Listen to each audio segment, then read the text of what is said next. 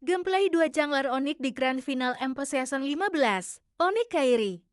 Kembali jadi target utama dan bahkan para pasukan dari Ketemu Onyx menyiapkan dengan sangat cepat. Pinocchio satu poin kill tidak bisa terlalu lama karena dia bisa termasukkan di mana slot daerah. Punya space, oh. Oh my god, langsung ada pedal yang hilang itu. Tutup di depan sana. Para pasukan dari Gimana terlihat dengan posisinya cukup banyak. Dan Sapero free hit. Kairi dan free kick from Sapero. Tidak bisa terlalu besar. Berhasil mendapatkan steal. Turtle, what the play. Terus juga dengan ada bloody hand. Boy, ini shit power. Oke, langsung ada bloody hand. Tapi kalau yang tidak bisa bahkan lihat Kairi. Outplay. The road play. 2-point kill.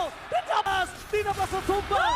Dan itu dia Wings by We save the day for this time. Meanwhile, Kairi hampir saja menukar dengan 1 poin kill tambahan. Jangler terjauh untuk pulang. Mencoba terpancing yang mantap. Ketika minit. Terhadap Jangler, tapi lihat Jangler terbuka positioningnya. Visionnya cukup jelas. Membuat Jangler akan dilenyapkan dengan sangat instan. Tapi satu hal yang mereka... Onyx King Kong.